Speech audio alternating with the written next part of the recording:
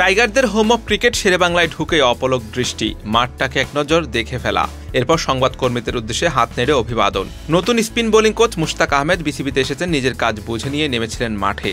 এর মধ্য দিয়ে বাংলাদেশ ক্রিকেটে কোনো স্পেশালিস্ট লেগ স্পিনারের সংযুক্তি। নিয়োগ পেয়ে ঢাকায় পা রেখেছেন সোমবার, পরের দিন কর্মস্থলে হাজির, নেমে পড়েছেন কাজে। পাকিস্তানি এই লেজেন্ডারি স্পিনারকে নিয়ে স্বপ্ন দেখতে শুরু করেছেন রিশাদ রাও।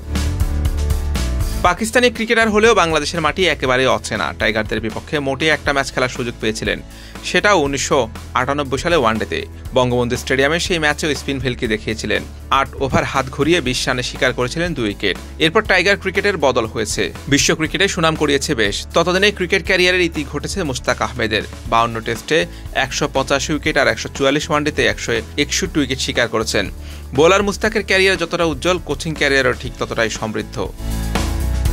খেলা ছাড়ার পরের বছরে ইংল্যান্ড দলের স্পিন বোলিং কোচ হিসেবে কাজ শুরু। এরপর ইংলিশ কাউন্টি ক্লাব হয়ে IPL এর দলেও কোচিং করার অভিজ্ঞতা রয়েছে। পাকিস্তান, ওয়েস্ট ইন্ডিজ জাতীয় দলেও স্পিন বোলিং কোচ ছিলেন মুশতাক। 2019 সালে দ্য এশিয়ার অ্যাওয়ার্ডে ভূষিত হয়েছিলেন মুশতাক আহমেদ। মুশতাক আহমেদের নিয়োগের সাথে টাইগার কোচিং প্যানেল এখন পরিপূর্ণ। দলের সাথে যোগ দিয়েছেন কোচিং প্যানেলের অন্য সব সদস্যরাও। সবার সাথে সবার পরিচিত পর্ব আর কুশল বিনিময় পর্ব হয়ে গেল মঙ্গলবার। এরপরে শুরু হয়ে গেছে কর্মযজ্ঞ। ঢাকায় এসে 2 দফায় টিম ম্যানেজমেন্টের সাথে মিটিং সেরেছেন head coach Chandika Hathurusingha. Zimbabwe series আর T20 বিশ্বকাপের নিয়েই এখনকার যত পরিকল্পনা।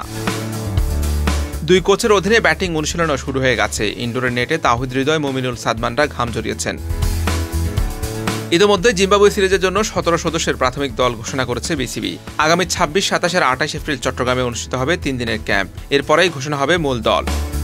Hussain Arman, BD cric time.